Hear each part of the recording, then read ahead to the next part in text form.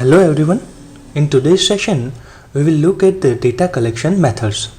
In model building steps, this is the third step. There are mainly two ways to collect the required data.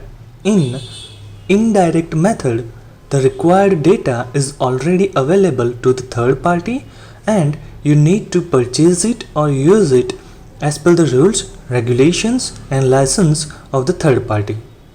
The direct method consists of going in the market and doing the survey.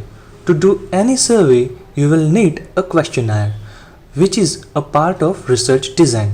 Once you get the questionnaire, you can use online web platform or offline to fill it and gather the required data.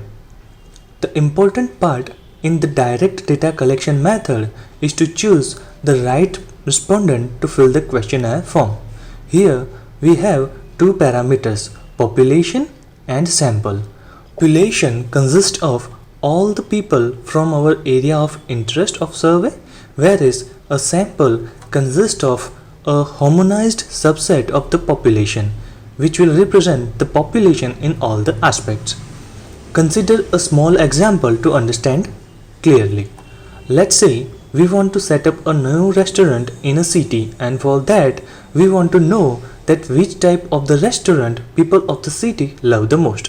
For this purpose, we will design a questionnaire having questions like what is the respondent age, what is respondent gender, what is the income of respondent, how frequent a person visit a restaurant, which cuisine a person like the most, average spending on dining out, rather a person goes with family or friends to a restaurant, rather a person like outdoor sitting or indoor sitting.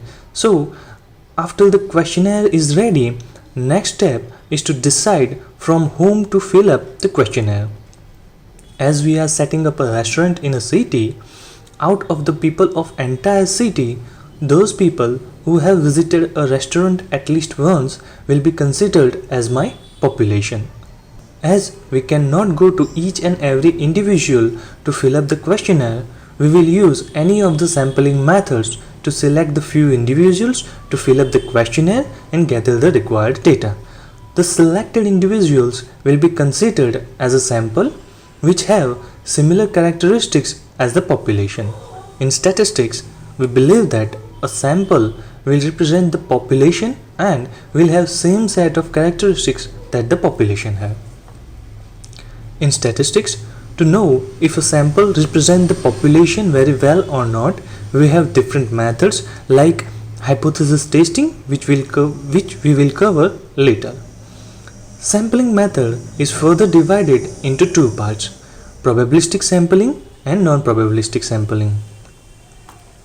Probabilistic sampling means every individual in population have similar chances of getting selected as a part of sample, whereas in non-probabilistic sampling there is no chance associated in selection. It entirely depends on the researcher who is doing the survey. Hence, in probabilistic sampling, we know the chances of a person being selected in a sample. Let's quickly go through the different methods. First, we will start with probabilistic sampling. Simple random sampling. As the name suggests, select a respondent at random. Probability of a respondent being selected is 1 divided by population size. For this method, we can use rand and rand between like functions of Excel or any other function which generates random number between the specified range. Systematic sampling. Select every nth individual from the population.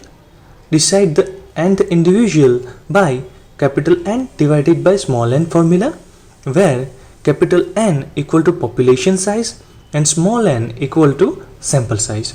For example, from the population of 25,000, if you want to get sample of 5,000, then by capital N divided by small n rule, we will get 5, which means select every fifth individual from the population. In this case, researcher will select any number between 1 to 5 and thereafter every fifth respondent from the population. Let's say the researcher selects fifth respondent, then Next selected respondent will be 10th, 15th, 28th, 25th and so on. Thus we will get 5000 respondents data. If a researcher has selected second respondent, then next selected respondent would be 7th, 12th, 17th, 22nd and so on. Stratified sampling. Strata of similar characteristic respondents will be created. For example, male strata contains males only, whereas female strata contains females only. After strata has been formed, select respondent randomly from each strata. For example, let's say we have created 25 strata, each strata having similar characteristics people. We will select respondent randomly from each of these 25 strata. Please make a note that each strata will be different from another strata. Cluster sampling. Cluster of different characteristics respondent will be created. For example, a cluster can contain respondents having different age, different gender, different income status, etc. After the clusters have been created, select clusters randomly from the formatted clusters group to collect the data. For example, let's say we have created 700 clusters. We will randomly select 100 clusters from the group of 700 clusters. There are mainly two differences in cluster sampling and stratified sampling. Those are, cluster contains respondents having heterogeneous characteristics, whereas strata contains respondents having homogeneous characteristics. In cluster sampling, entire cluster will be selected randomly from the group of clusters, whereas in stratified sampling, individual respondents will be selected randomly from each strata from the group of strata. Let's look at the non-probabilistic sampling. Convenience sampling. Select respondents based on their availability to fill the questionnaire. For example, if a doctor is doing a survey, he or she will ask his or her hospital staff to fill the questionnaire. If a professor is doing a survey, he or she will ask his or her students to fill the questionnaire. Quota sampling. Select respondents based on the quota decided for the different attributes.